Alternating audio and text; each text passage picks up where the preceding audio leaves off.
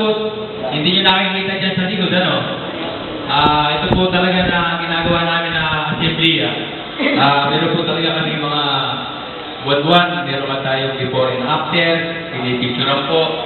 At yun po sa loob po ng November, December, January, February, March, 5 months, nandiyan po lahat sa nakikita nyo sa projector. Kaya nga po, ang assembleyang ito ang isa pong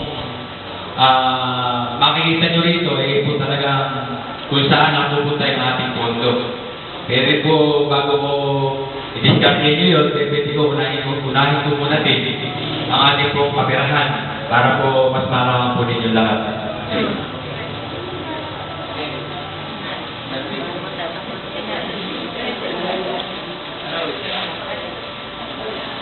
Hello, ito po. Ito po ay dapat ninyong malaman para po mas higit na kung ano man po ang nangyayari sa ating barangay, alam po natin lahat. Hindi po tayo magtatanong kung saan napupunta yung pera, magkano ba yung pera, saan ba nakalaan yung pera. Nandito po, ang ating pong pera po ay yung nanggagaling po sa national, yung po tinatawag na internal revenue allotment. Yun po yung IRA.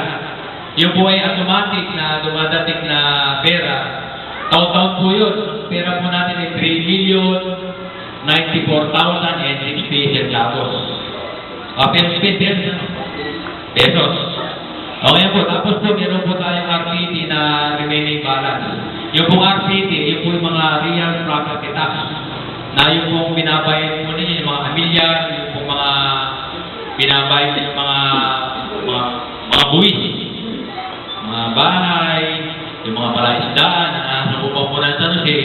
Bali po, 25% po yung napupunta sa barangay. Kaya po natin pong remaining balance na 439,245 pesos and 54 centavos. Yun po ito ating remaining balance na yun po noong pa po sa panahon ng Joe Villanueva na hindi po natin nakukuha.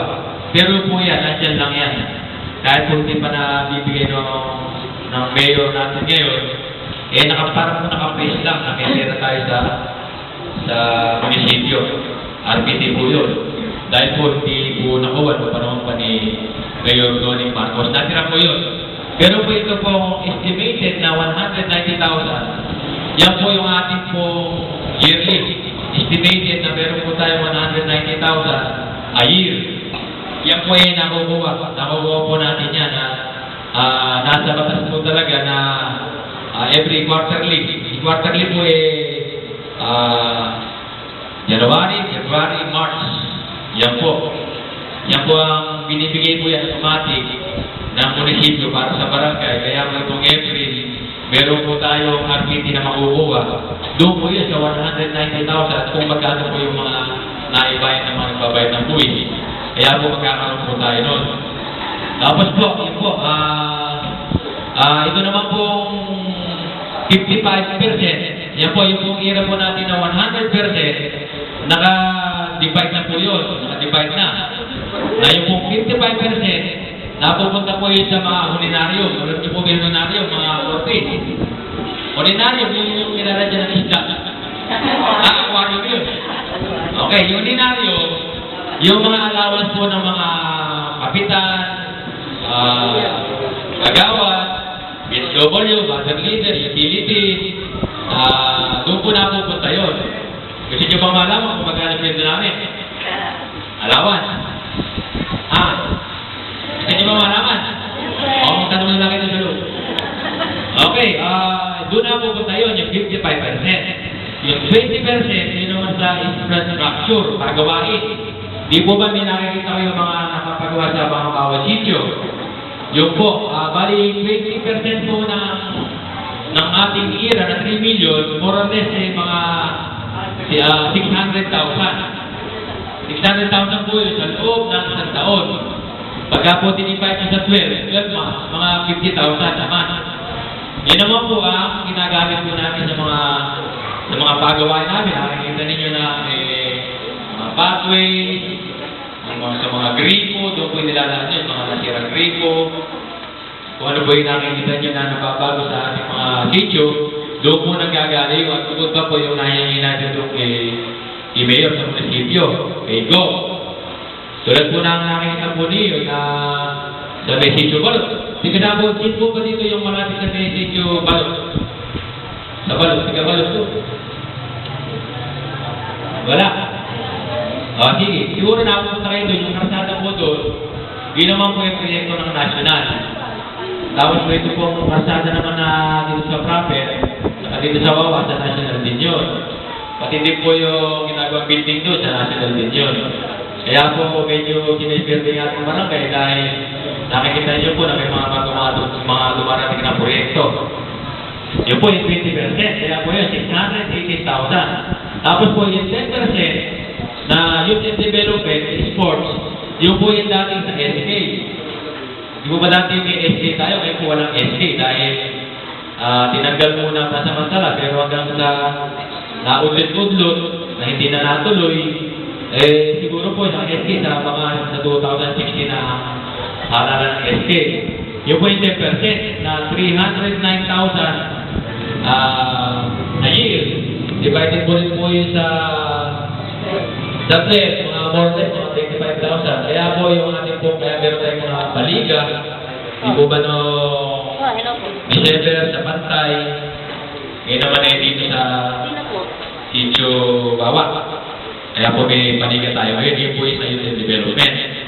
Tapos po yung sa 5% calamity fund. Yan po. Meron po tayo, sana magkaroon ng kalamidad. Pero may pondo rin tayo doon na 154,180 centavos. Yun po.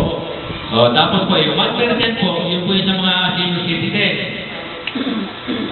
Tsaka may mga disabled sa bansanan. Meron po silang budget na 30,943. Ayun po yun. Kaya minsan po yung mga miyembro ng senior citizen, ibinibigay ko po pareho yun sa Pangulong Emong, sa Oriktan. Yan po 1%. Tapos po yung 9%, para po makumpleto ng 100%, yung po sa mga ibang expenses, ibang gastusin, tulad na yung mga gamot may nahihingin dito. Tapos po yung kuryente natin. Tapos sa tubig, transportation, at saka po sa mga seminar at training. Kaya po, mas higit po yung malaman, ayun po yung 100% na pera natin, yung 3 million. Yung po yung mga nakalaan na doon. Kaya nga po meron tayong annual budget. Naka-budget lahat. Para at least, yung pong pang-isang taong gastusin, naka-budget na kung saan po ilalagay.